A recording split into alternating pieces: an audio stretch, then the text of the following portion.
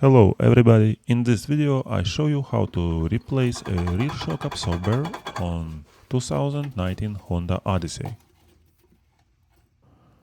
Before the replacement I heard a knocking sound from the right rear of the vehicle while driving. After removing the wheel I found that the shock was leaking oil and covered in rust. As you can see, it was completely worn out.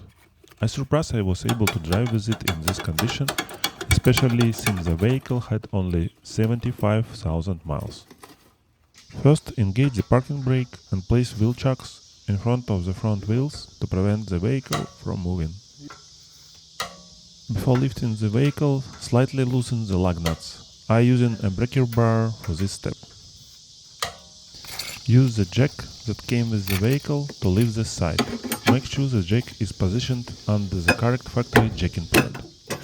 Remove the lug nuts and then remove the wheel. For additional protection, I place the wheel underneath the vehicle. I also put some cardboard underneath the suspension. If oil leaks from the old shock, the cardboard will protect the concrete floor from the stains. As you can see, the shock is completely worn out and damaged. To remove it, we first need to take off the two upper mounting nuts. I apply some WD-40 to make the nuts easier to remove. Then I use a wire brush to clean some of the rust from the nuts and threads. Next I use 14mm socket and ratchet to remove the two upper nuts.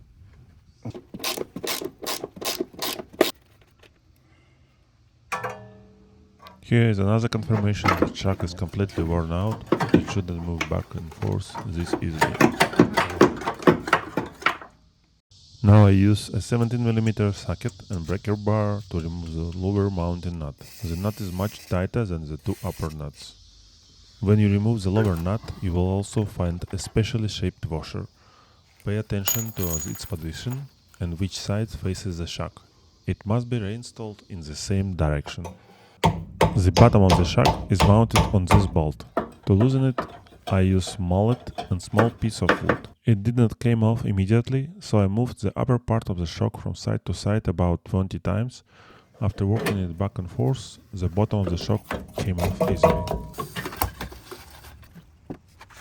Now that it has been removed, you can clearly see just how badly worn out the old shock was. It's time to install the new shock. I choose Monroe shock absorber. After checking several online forums, I decided to use Monroe instead of another original shock. I bought mine on Amazon. Before installation, I apply Permatex anti-seize lubricant to the mounting stud.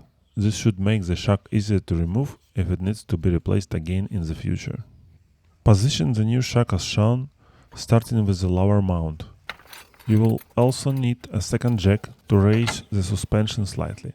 This helps align the new shock with the upper mounting bolts. Slide the bottom of the shock onto the mounting bolt. Now put washer back. You can see its orientation on the video and tighten slightly with the nut.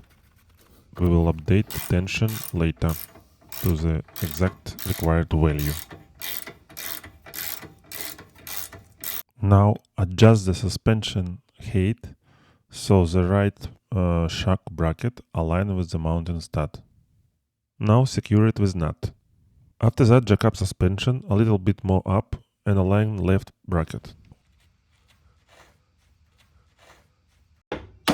Once the shock is correctly positioned, reinstall and tighten the mounting nuts. Upper nuts should be tightened to 32 pound-feet. I'm using torque wrench to tighten them accurately. The lower nut should be tightened to 65 pound-feet. We're almost done. Now reinstall the wheel. Tighten the lug nuts in a star pattern, lower the vehicle, and then tighten them to the manufacturer's specified torque. I will include links to the tools and Monroe shocks in the video description. I'll also include links to the original Honda parts for anyone who prefers to use original equipment. After the first test drive, everything worked as expected. I did not notice any significant difference compared with the original shocks. I may return in about a year with update on how the Monroe shocks are performing. Thank you for watching again.